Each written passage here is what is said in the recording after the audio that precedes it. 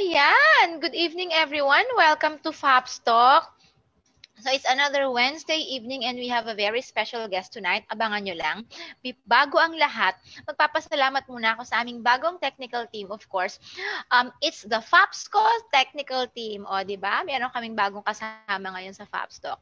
And of course, Fabs Talk is brought to you by FAPSCO, the national based cooperative for and by online professionals.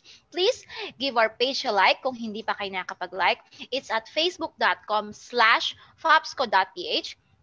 You may also find us in Instagram, YouTube, LinkedIn, and of course, visit our website, fabsco.ph. Okay, so thank you so much again for tuning in with us tonight. And kung may mga questions kayo, mamaya pag-uusapan natin ang tungkol sa Connected Women, how they came to be, and ano ba yung mga advocacies nila. But before that, I would ask my partner, Charlene and Jehan, nandiyan na ba kayo? How are you guys? How's your day? Hindi ba maulan?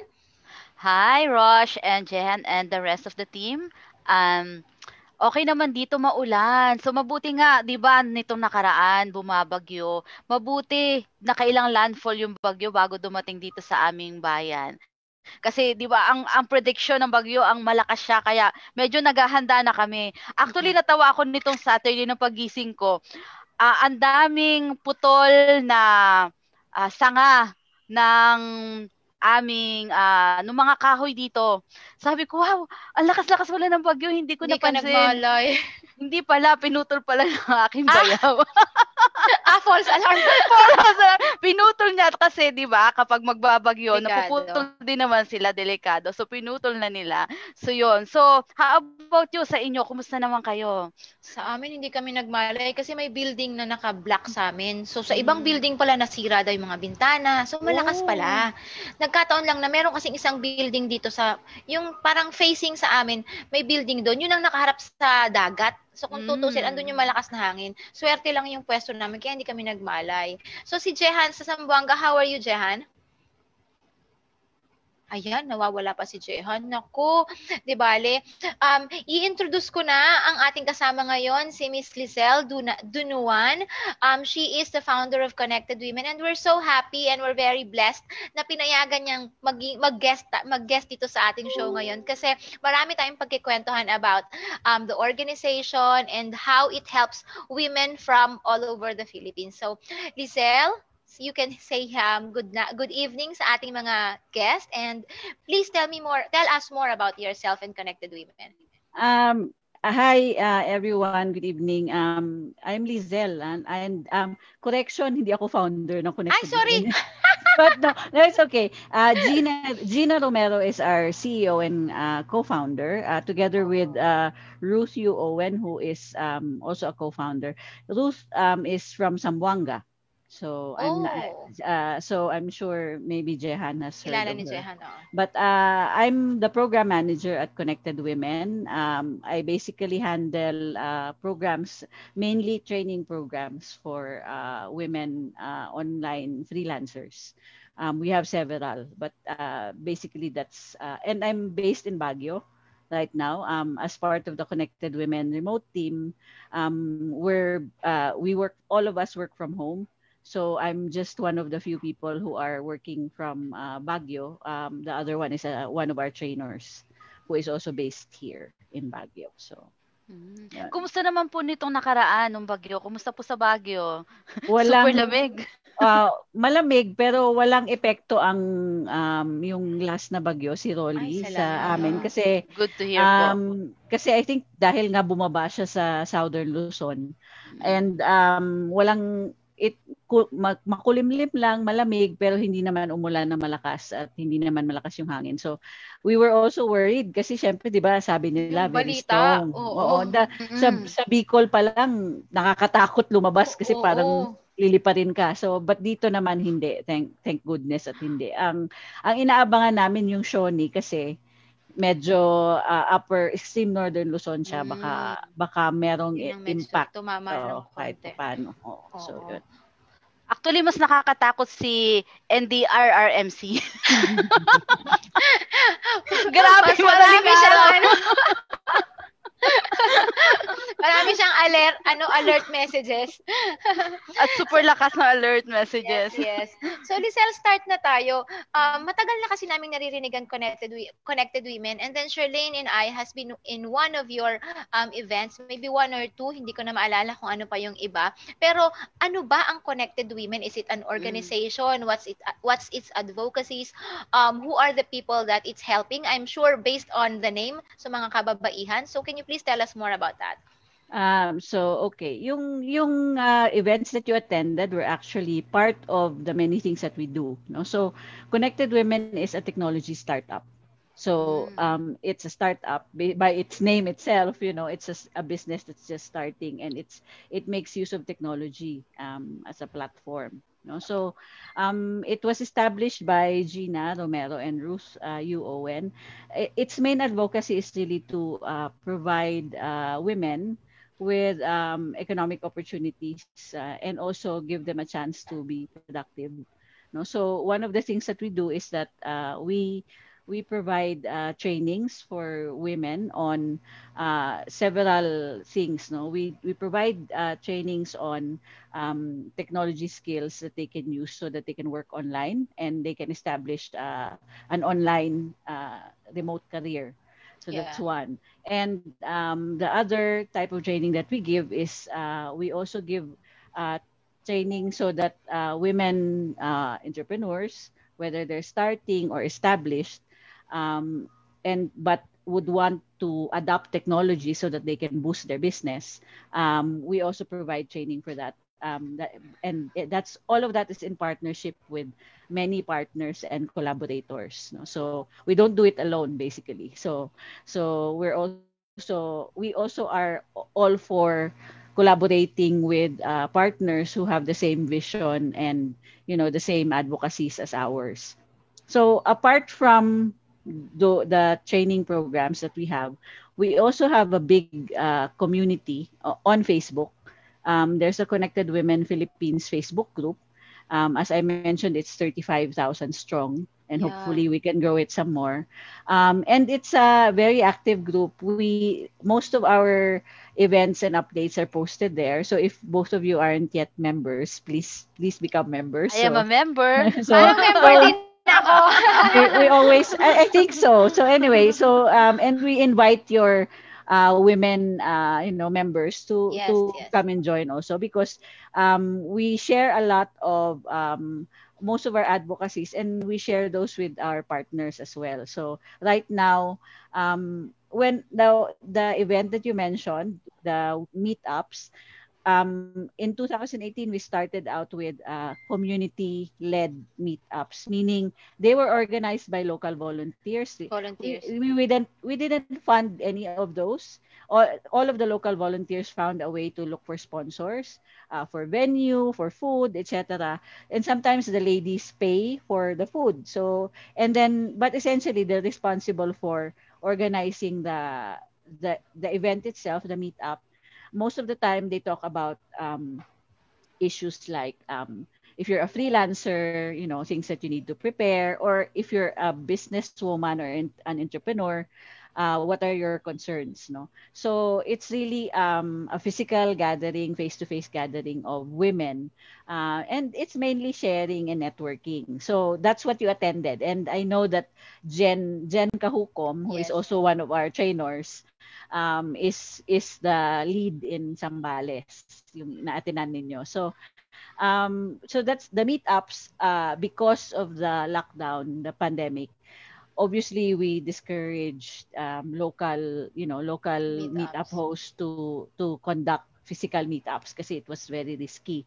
So we encourage them to do online meetups, but we ourselves at Connected Women, we've organized several online meetups already. So, and the meetup is global. We have participants from Oh. Africa, from Singapore, and even the panelists are global. So we invite people who are from entrepreneurs from Singapore, from Pakistan, kasi we also have communities there. We also have Connected Women Singapore and Connected Women Pakistan. They have a Facebook group. So it's really a global meetup where we have around 200 to 300 attendees at the same time. It's online.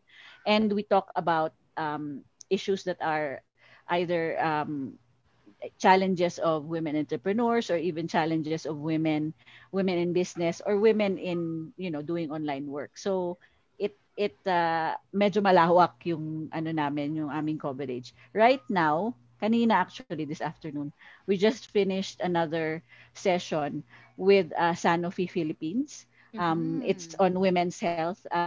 Basically, the speaker spoke about lifestyle diseases and how to prevent them. So because we know that that's something very real, yung health issues very real yan sa atin. So, and that's important. So that's what we've been doing and what we're still doing.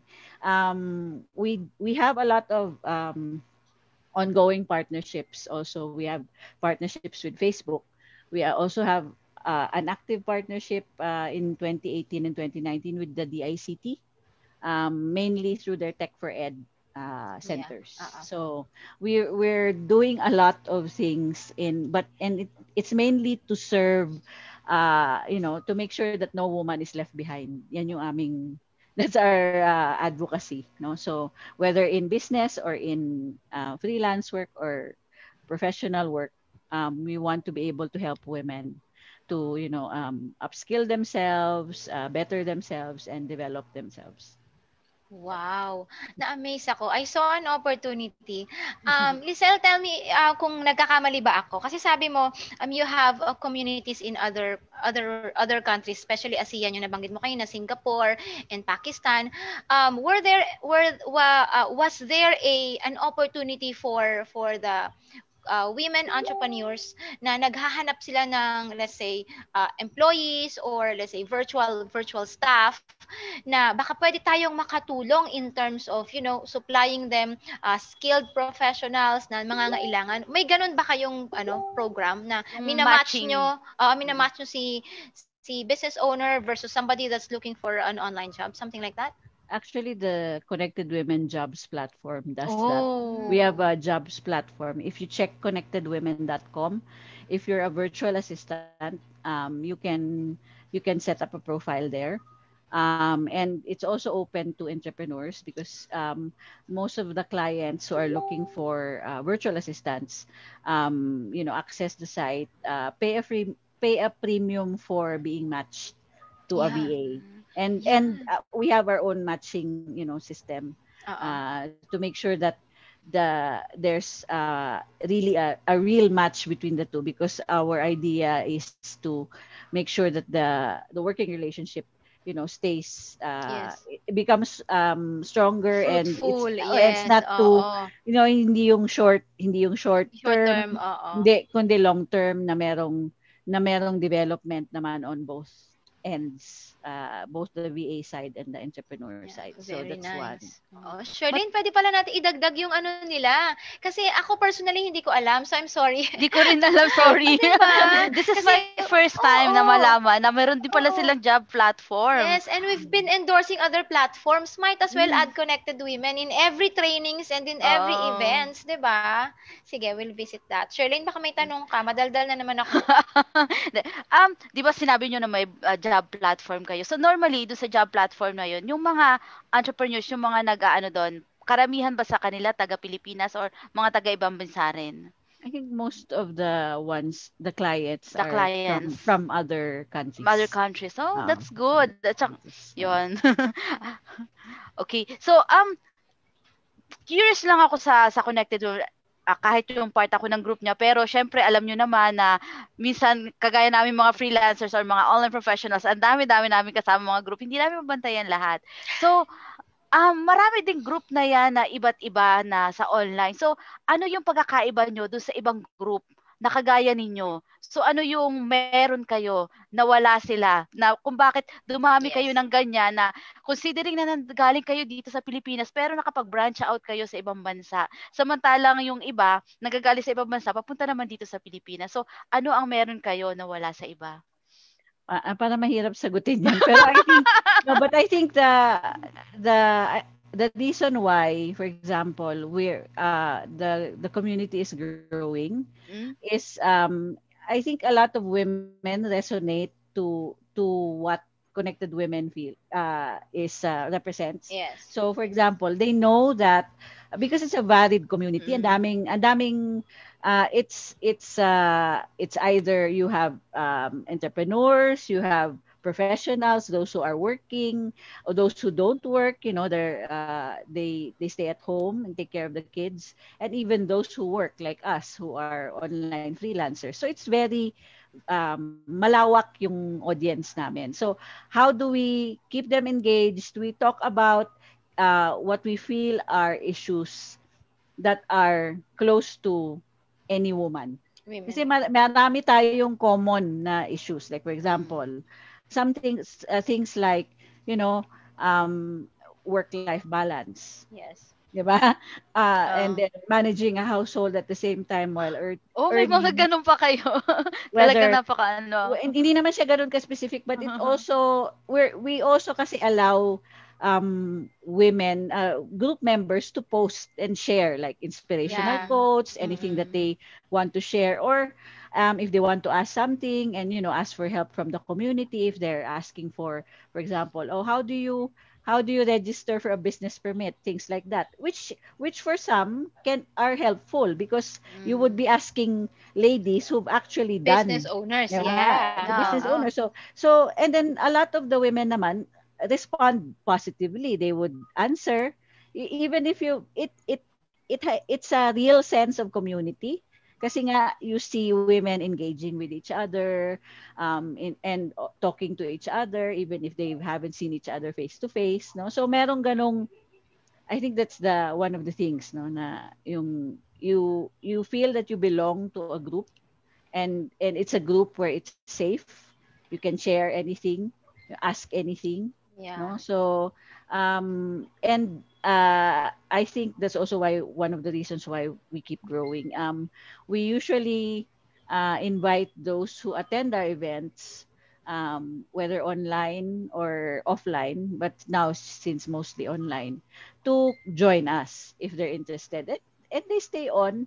We keep our community engaged as well kasi we have a very active community team who is in charge of all of the meetups and all of the engagement on the Facebook group. So and the other groups in the biggest group actually is the Philippine group, no, but the other groups in Singapore and also in Pakistan in particular, they also have a very active leadership in that level, and they have their own way of engaging with each other. So very active din sila kasi they provide support to each other. They if they have opportunities to, for example, share about their businesses, they will do that, no? So it's a sense of community that's there that you feel even though you don't necessarily see them physically.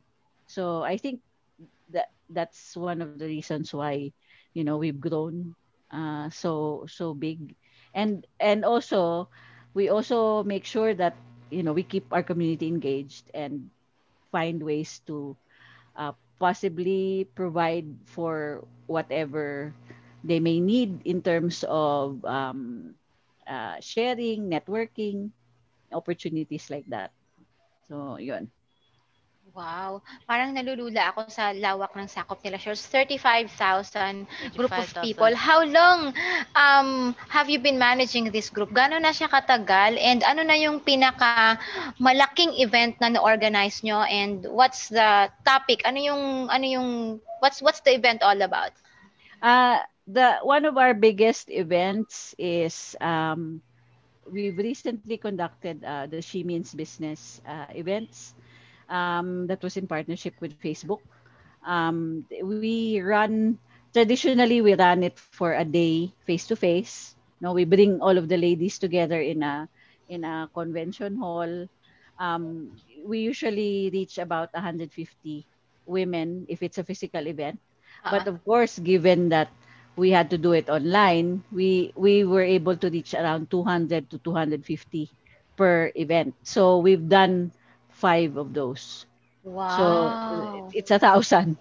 All in all, no? So we and the training is mainly for using technology tools to boost your business.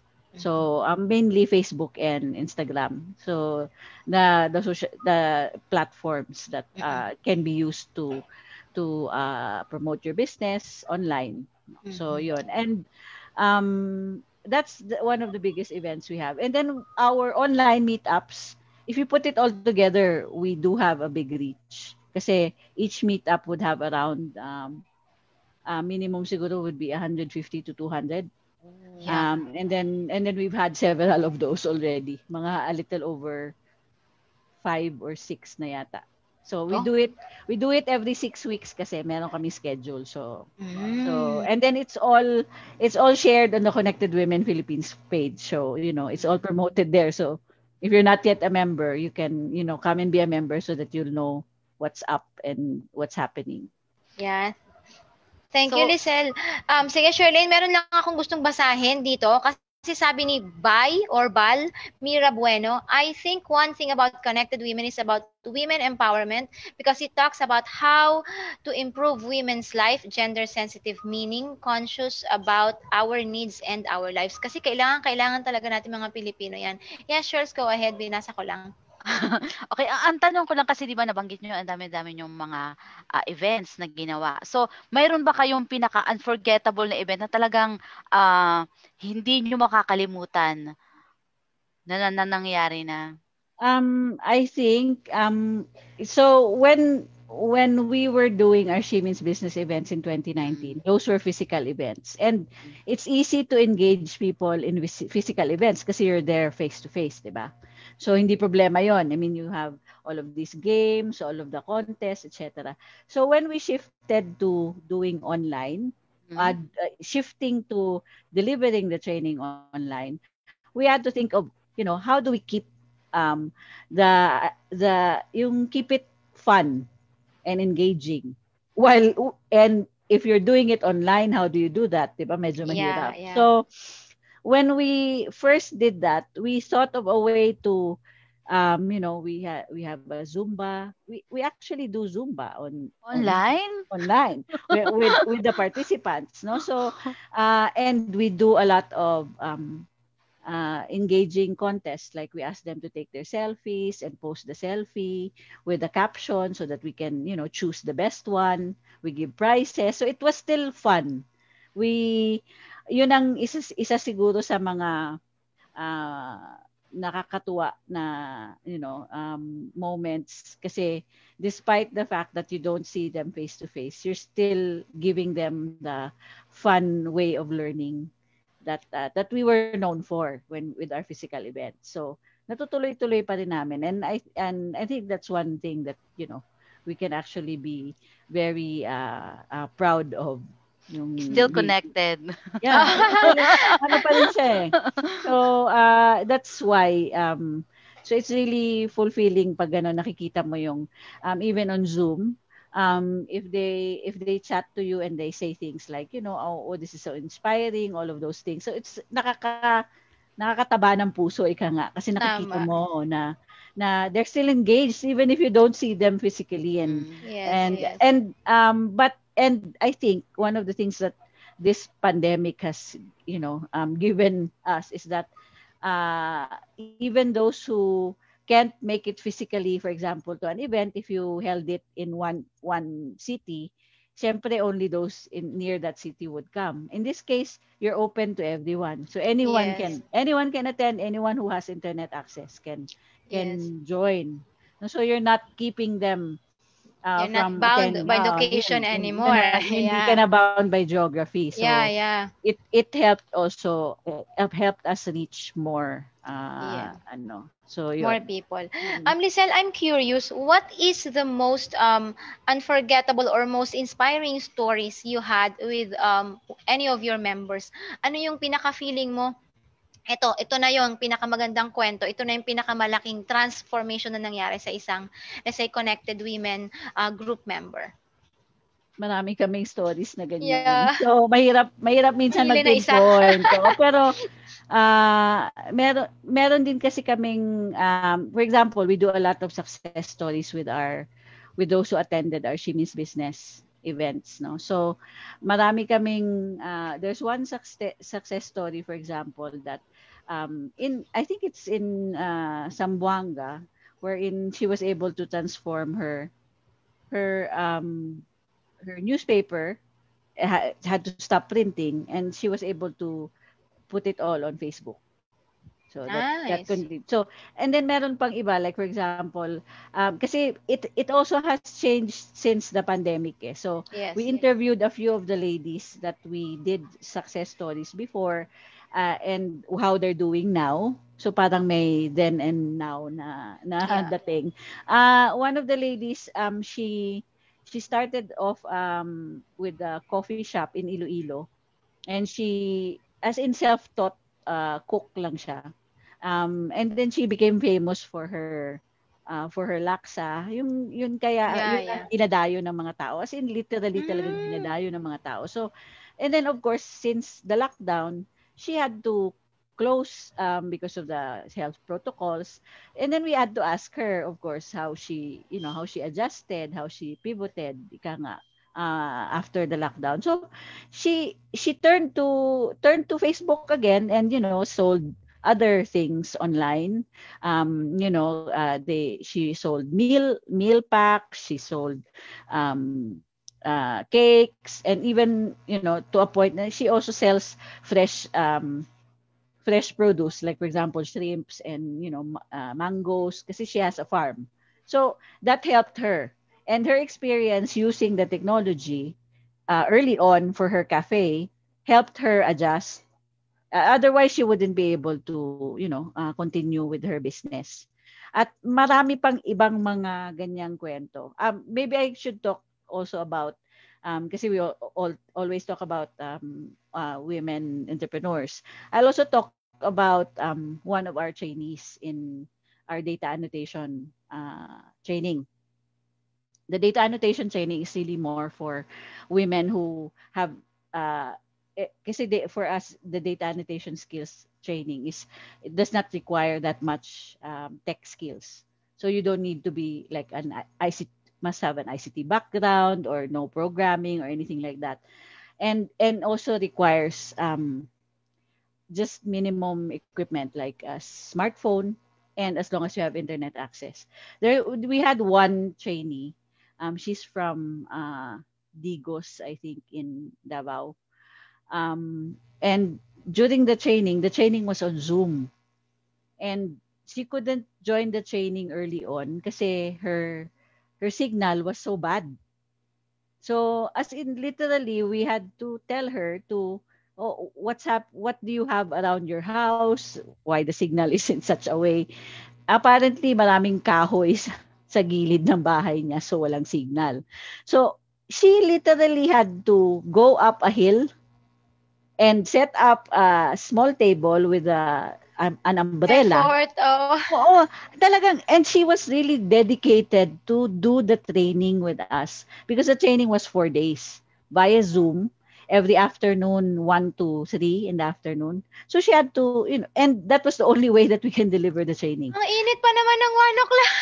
So, but then during that time, kasi malamig naman sa Digos kasi medyo may hilly yung Hill area. of. Tapos meron namang mga puno doon sa area niya. So, but then of course, 'di ba? Imagine the effort. She had to look for that spot so that she can get a better signal, so that she can listen to us. And she finished the training. She finished the OJT.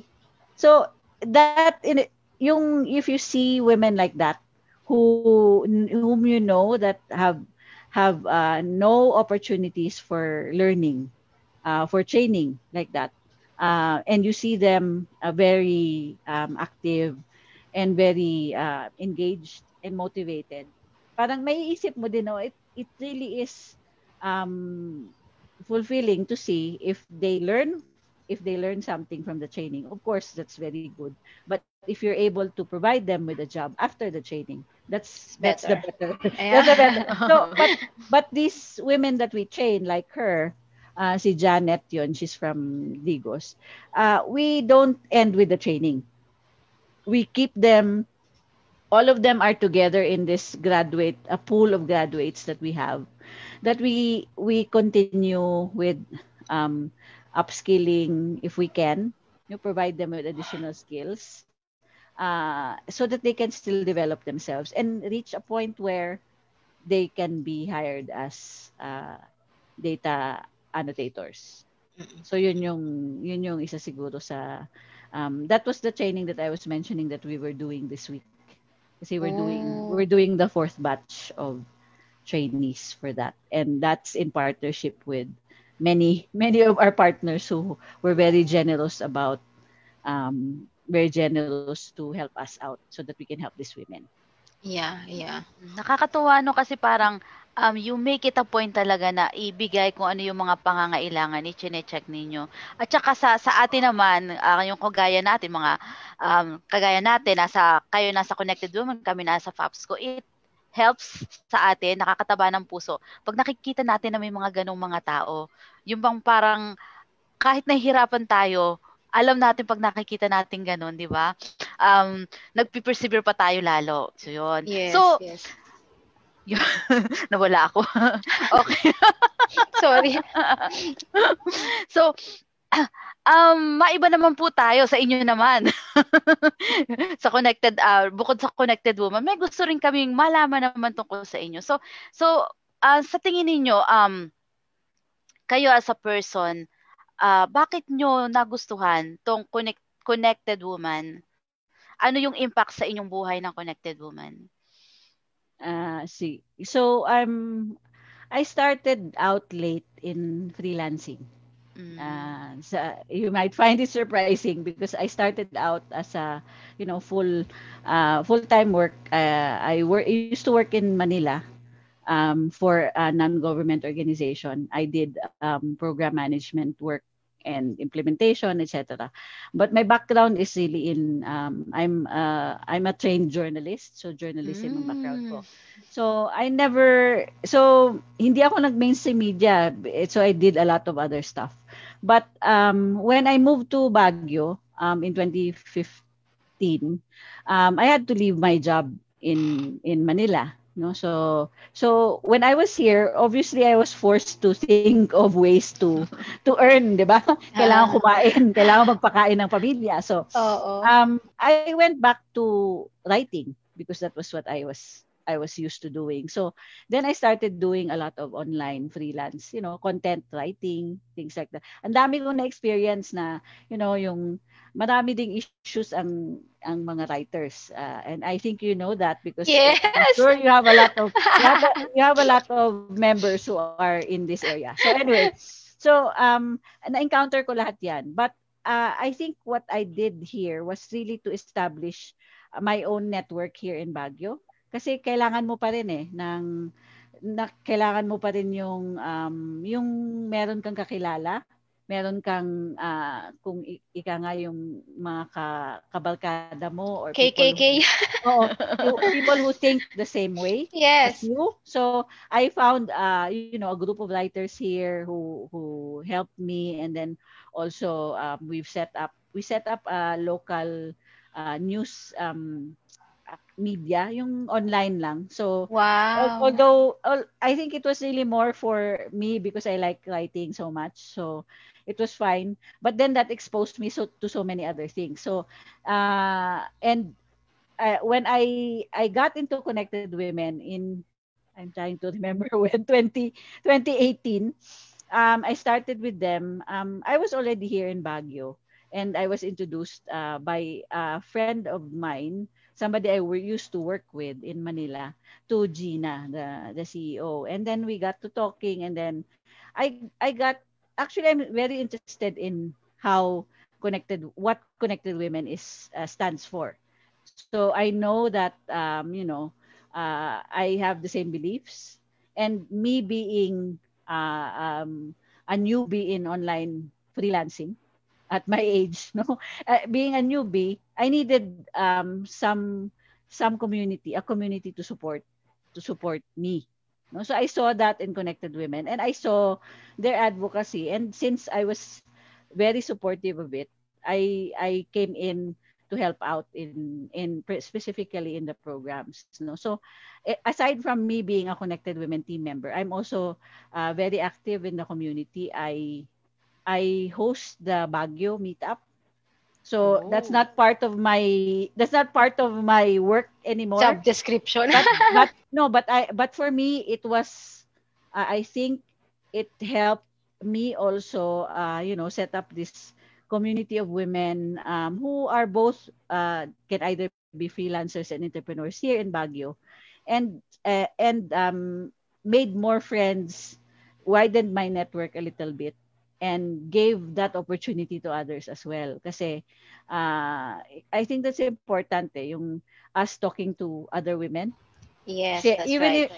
Even if our commonalities goes down to where we raise families, we raise kids, we earn a living, but more often than not there's a common thread that binds us all. Totoo. So, diba? So, and then it's that feeling of belongingness and community that I think is what's valuable to me as me personally. And I also see that in most of the Connected Women members that I've met personally or I've spoke to. So Actually, yun yung importante talaga kasi you can't make it online kung mag-isa ka. Tama. Yun yung mali nung iba na tinatry nila na magtagal sa online industry pero mag-isa sila. Wala silang tao man lang natatanungan pag meron silang, 'di ba? Kasi yung mga kasama mo sa bahay, hindi ka naman naiintindihan, akala nila nagfe-Facebook ka lang maghapon. Kung nanay ka, 'di ba? Walang nakakaintindi na kailangan magluto, magsaing, magtupi ng damit and magtrabaho at the same time. Asikasuhin ng asawa which is most of the time kailangan din ng oras bukod sa mga bata. So yung mga ganon and the budgeting and everything. So it's really important to have that community that you belong to, that you feel na hindi mo pala pasan yung mundo. May iba rin palang may pasan ng mundo. And that they're making it work. Yeah. Diba? It's a shared burden, even if you don't see it, but you know that others are experiencing it, and the same, even if you can't find for example a solution to it, at least it's you commiserate with makes others. Makes it more bearable.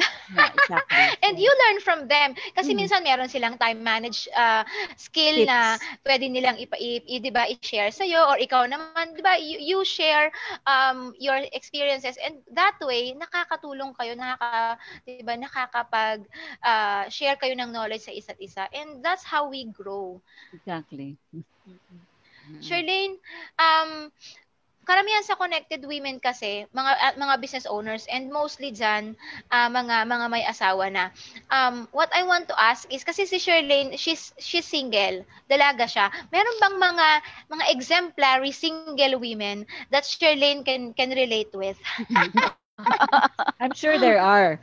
Kasi like we said, we're a very varied, malawak yung network namin. So why don't you try posting, sharing something online? You'll find out. And there's no harm in diba? If you want to say, for example, if you want to share something like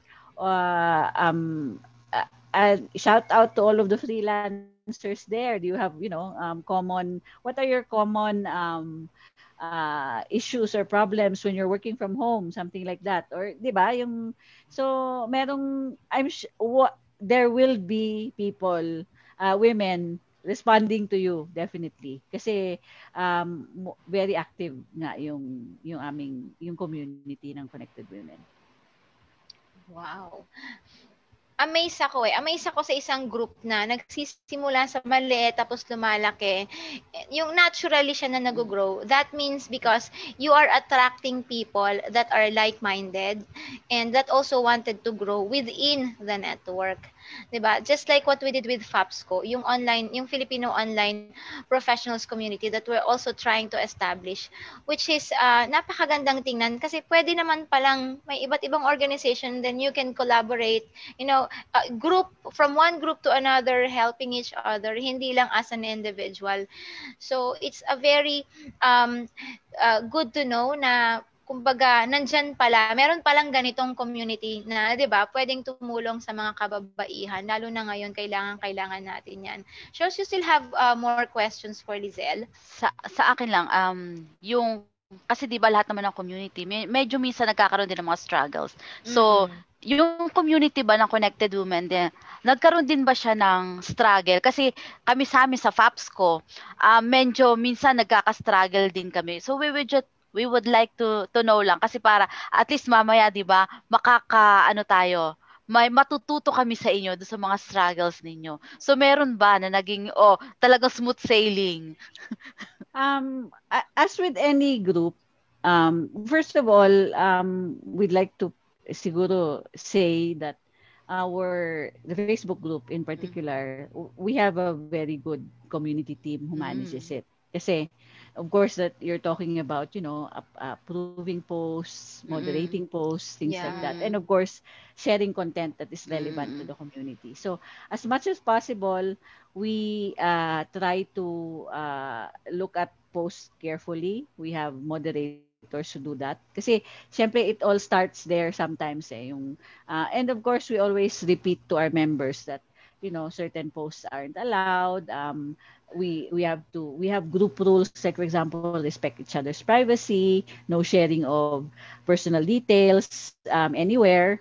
And if you want to discuss something, keep it within the group. Meaning, if you posted something, for example, that's asked for an advice, it's best that whoever responds to that, just responds in the comments so that everyone else will see. Because if you say, I sent you a PM, then it doesn't really serve the whole everyone. The diba? purpose Kasi, of having the the purpose group. of Kasi kayo-kayo na nag-usap. So we try very well. I know it's very hard to moderate.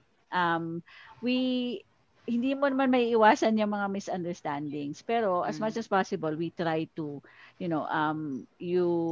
watch out as early on. We put together we have processes wherein we moderate posts and approve posts that are only appropriate.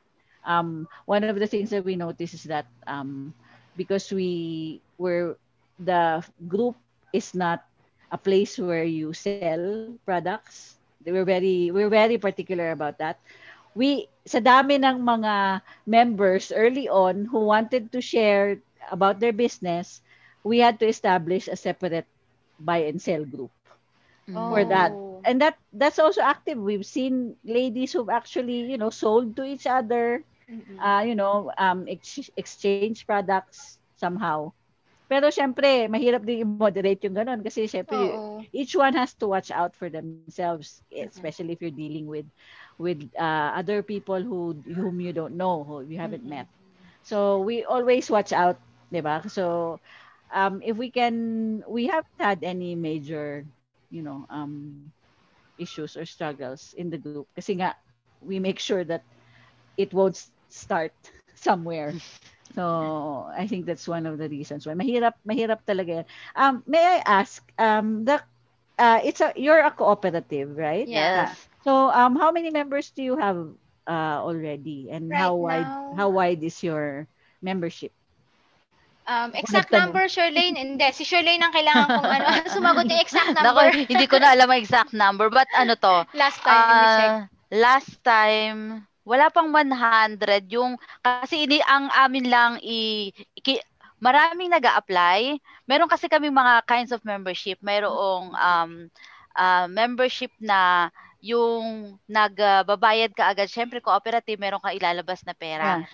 Tapos nung habang kami ay nung ginagawa tong cooperative, habang tumatagal na namin na mayroong mga tao na walang pambayad kasi lalo na yung mga estudyante. So we also want them to be part of the cooperative. So meron kaming parang layaway plan pa. Layaway plan. So may hulugan. Merong hulugan pa. So may mga ganon. So kapag halimbawa meron kami mga member na hindi pa nakakapaghulog, hindi mo namin sila sinasama dun sa aming official count kasi mahirap nang mag-present kami na ang dami-dami namin tapos hindi naman. So ganon. So masasabi namin less than 100 pero marami na yung mga nagsisimula pa lang na gusto maging part ng cooperative kasi meron kasing ano din kami na way na pwede kang maging part ng cooperative kung talagang wala kang pera. Kapag nabigyan ka ng trabaho, yun yung saka ka pala magbibigay parang hulugan. So, meron kaming ilang mga members na nakapag full payment na nun sa cooperative dahil lang sa ganon. And we also have we have a Facebook group of more than 6,000 members. So we started this Facebook group back in 2014, if I can remember it right. Initially para sa mga virtual assistants, and then we grew the group, ginawa natin Filipino Online Professionals Community, and right now more than 6,000 na nga siya. And yung sakop kasi ng cooperative, yung membership, Luzon, Visayas, Mindanao, and that's also an advantage and a disadvantage on our side kasi nahihirapan kaming kumuha ng registration because of that. Our scope is too wide para pumasok dun sa kahit anong category nila ng membership. So medyo struggle kami doon. Kaya kung may kilala ka sa CDA, Lizelle, please help us. Well, I'm actually also a member kasi that's why I'm asking. I'm also a member of a freelance writers group which was recently established. But it's registered under DOLE. Department of Labor, because it's like a union. It's a workers association. So so I'm familiar with that side. So kaya ako napatanong sa co-op kasi it's an interesting concept, diba? So I'm sure you also have plans to, provide benefits, things like that. We have. And I think kasi that's something na freelance workers need, diba? Yung a more organized group who can push for their rights, advocate for their di ba how's the bill pala? Kasi I know there's a bill that's pending, di ba? In the Senate or Congress about freelancers, yung both. One in the Senate and then one in the Congress. Kung itatax ba tayo, magkano itatax, things like that, di ba? So I mean, but of course na-realize nila yan kasi ngayong nag-pandemic, na-realize nila na marami pa lang hindi tayo bilang. We are not officially counted. I know. We're not officially counted as employed, or well, we are employed. We're independent contractors. But we earn, 'di ba? We provide service. So I think it's but right din naman that we have our own set of rights. And to put a mark in the Philippine economy, kasi nakalagay syempre OFW, they bring this billion amount of dollars in the country every year, tapos tayo wala. Hindi nila alam we may be equal, 'di ba, to the output of the OFWs. Kung hindi man equal, malapit-lapit na siguro kasi 1.5 million and growing, it's really a big number kahit tigpa $500 a month na lang. 'Di ba? That's true. Oo nga. Na-realize nila na growing industry pala. Tapos na-realize nila mahirap taxan pag hindi talaga buo eh. So, hopefully maipasa na talaga yung batas din. It's not just because of the taxation and legality, but because of, 'di ba, the support of the government para kahit papaano mabigyan tayo ng boses bilang isang sektor ng 'di ba, ang tawag doon ng community. Yeah. That we're part of the labor force, in fact. Kasi for example, how can we claim if we were affected by the pandemic? How can we claim assistance? Yeah. Because they don't know who we are and and pagkuha lang ng credit card, car loan, house loan, 'di ba? Kahit yung sa mga ospital, papeles, kahit sa bangko. Ay, naalala ko yung sa phone application, si Sam kasi nung nakaraan nag-a-apply ng phone application, sabi niya, pahingi ng COE. Nagbigay siya ng COE, Australia, hindi po pwede to, kailangan Philippines. Paano to taga-Australia yung ko? So, wala silang ganong idea. Imagine, as simple as that. 'Di ba? Hindi ka ma-approvean. So, nakakalungkot din.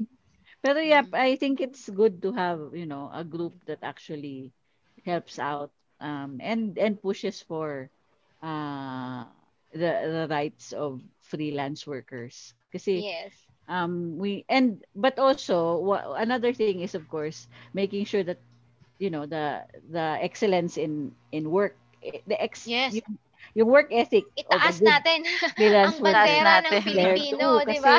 kasi that's also a struggle, eh, 'di ba? Yeah. Kasi not all freelance workers are the same. Yes. Not True. everyone has the same set of skills. Not everyone has the same work ethic. Ethics. In the freelance writers group, we push for higher standards than, making sure that Likewise. if you're a freelance writer, you have to be able to know your worth. Yes. You don't never ever, if you know that you're worth more than what they're offering, never ever accept anything that's, lower than your rate, because it Yeah. will affect you forever, kasi it will always be there. So it's the same for freelance workers, 'di ba? Yeah. Kasi we get we don't want to get a reputation of having freelance site workers who just disappear at without bigla na lang hindi Ghosting. i-ghost. Yeah, Ghost. oo. Oo, I-ghost yun ka. talaga. Ayaw Oo. natin ng ganun. And I think you understand that, kasi Yeah. 'di ba, the co-op also I also helps out, making sure that if you're communicating well with your clients, all of these things, that's important, kasi you build also your integrity as a Yes. freelance worker if you're, Oo. watch out for that. Kasi isang mali na magawa mo and it goes viral, the whole Filipino online professionals industry will be affected. So That's ganon 'di ba? Ganon kadelikado. Sa online pa naman, isang screenshot mo lang, tapos merong isang influencer na makapansin sa in a few hours time viral ka eh. So 'di ba, imagine the damage it could make or break you. 'Di ba? Yeah. So why give them a chance to break you, 'di ba? So gamitin natin ng social media responsibly. Yun yung medyo hindi pa kasi alam ng lahat. Ang sa online professionals, akala ng iba pagka nag-online ka, either nagbebenta ka or ESL teacher ka.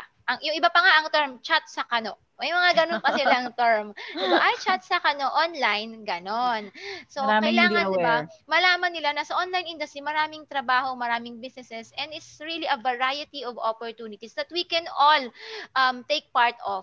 Sayang let's take our share of the pie. Sayang yung opportunity kasi, and it's dollars, hindi Philippine peso, hindi ka bound by minimum wage. Hindi ka bound by, ito lang o yung, di ba? Ito lang yung bigay namin 30,000 yan lang. Pero hindi Sa online industry, you could go as much as 100,000 or more. Di ba? So, yung oportunidad talaga masyadong malawak. Kaya nga, going back to Connected Women, aside from the trainings that you're giving out and the support in, sa ngayon yung mga online supports, is there anything else na kinoconduct nyo or pinaplano nyo in the future that will help the Filipino online professionals industry? We're building Connected Women pool of data annotators, as I mentioned kanina. In some of the trainings that's the training that we're doing now. We're on batch 4. We've already trained 167 women from all over the country, and on data annotation. And is that a paid training? It's paid because we have sponsors. Yeah. So basically, the sponsors are the ones who pay for the training of the ladies. So we have sponsors like we launched the project with the help of UN Women, United Nations Women. They funded the pilot. We trained around 68 ladies there, and that was followed by another 100 more in ano na ba ngayon? In September and October. And then right now we're doing another batch. This particular batch includes ladies from Basilan. So we're hoping to train more. Maybe you can invite them. Yeah, with the invite help of them. sponsors. So we do have our we do have an application page for that, but it's very specific because we want to look at women who have been affected by the pandemic, don't have work, don't have any income opportunities, and of course don't have access to learnings, to trainings like this. No, so that's why we're also very specific about the ladies we select. Kasi, but I can share with you some of the links that we have. I shared the connectedwomen.com link. That's where you can learn more about Connected Women. And we also have connectedwomen.co or co. That's our magazine. That's where most of our articles are, and it's basically a lot of sharing about the community. No, so it's an active site as well. So you might want to share that with your members because they Yeah, might we be will. interested. Oo. May And nagtatanong na nga I can sino ba 'to? I can also share the link to the Facebook group. Yeah, So if yan, yan. you're Sige, sige. they May can become nagtatanong na members. kasi. Okay. So yun, you're welcome to join as long as you're kababaihan ng aming main Babae lang so, ba? Wala Babae. ba yung kalahating babae? Hindi kayo tumatanggap ng kalahati? Hindi women pa naman lang so far. halata. Hindi naman halata. Wala talagang ganon. We haven't Women pa lang. women is where our main Ah, main focus at the moment. ayan. So Women yun. ha. So and we're always watching out for partners, of course. We to collaborate on many things, no. So I was thinking in your case, maybe because you do offer trainings, maybe we can collaborate with you Yeah, for we our would love community. to. For our community naman. So maybe you can, share more about what you're doing. And we can invite freelancers to in the community to come and join. Yes, yes. Yes. Gawin natin yan. Nako, halos hindi natin napansin yung oras. Nalibang Oo nga. kami. Oo nga. 7:58 na pala. 7:59 na nga. O, kakalipat lang. 1 minute na lang. 7:59 na. Oo. Nako. Well, maraming salamat, Lizelle. Is there anything that you want to plug? Invite them for, let's say, any new events bago tayo magpaalam sa ating mga viewers? And of course, parting message. Siguro in terms of events, we really encourage you to become members of the Connected Women Philippines Facebook group because that's where all of our events are shared. From right now, aside from the training program, which is very specific to those who've applied and been selected, we have meetups, learning sessions that are online that you can either access through the Facebook group in a Facebook live stream or attending an actual meetup via Zoom, which we will be running for I think we're running another one in November. We're just confirming the date, so it's better that you're part of the Facebook group para you can, get updated on what we're doing kasi marami pa kaming gagawin before the year ends. So yung parting message siguro as we're happy to be connected with all of you. It's always good to find, like-minded organizations and institutions who have the same advocacy as ours, so that we can work together for a specific segment of our community, which is the freelancers. So I'm quite happy to join you tonight. Thank you very much. So yung mga mga online workers, Mga join na kayo sa kababaihan, Connected oo. Woman. Kababaihan pala specifically. Specifically. Yung link nandyan na sa mismong comment section. Somebody posted it. It's Shine De Castro. Maraming salamat, Maraming Shine. salamat, Shine. Shine is a Connected Women team member. Kaya pala. Oh. Active siya. No, but Ang bilis niya. they're always here to support. So if we have events katuwa. like this, nandyan palagi sila to, to moral support for whoever is speaking in behalf of Connected Women. Thank you, Shine. Ang tawag namin dyan mga backup dancers namin sa FAPS ko.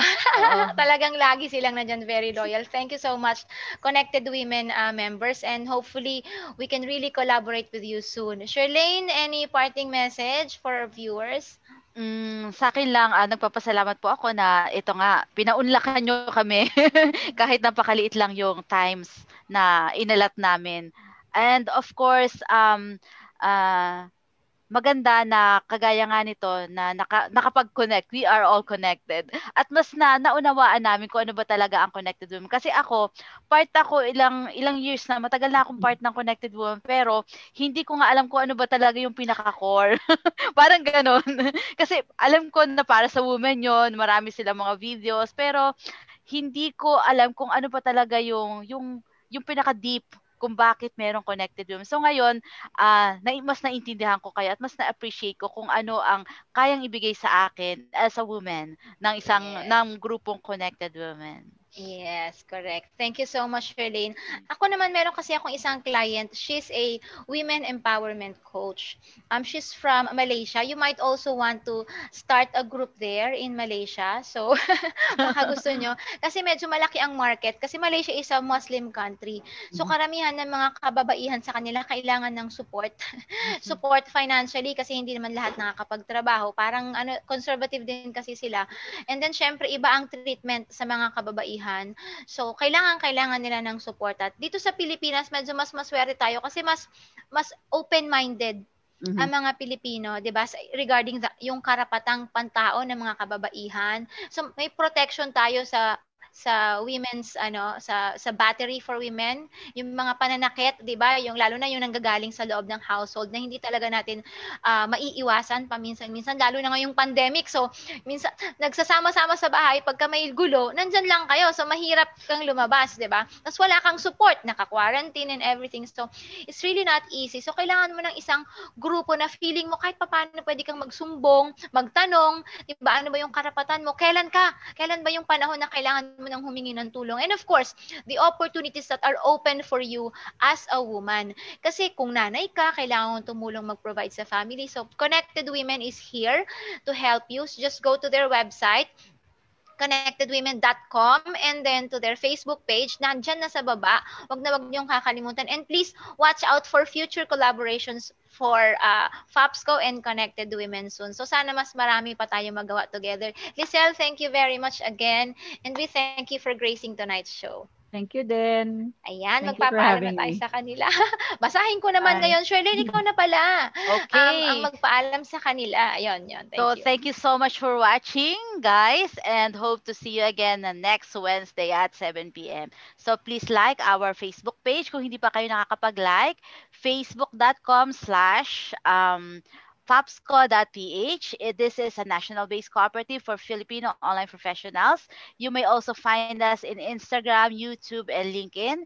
And if may mga takeaways kayo sa show tonight, so pwede nyo siyang i-share sa inyong mga walls or sa Facebook group para at least mas marami ang mas matuto pa or mas makilala kung ano ba talaga yung Connected Women. And of course, nagpapasalamat kami sa aming team ngayon. Yeah, FAPSCO Media. FAPSCO Media, di ba? FAPSCO Media, di ba? Media. First time nila ngayon na sila yung nag-handle ng aming FAPS Talk. And of course, Payoneer. Thank you so much. Nagpapasalamat kami sa inyo. And please join us again next week for another show with another special guest. And for our FAPSCO family, let's keep growing together. Bye!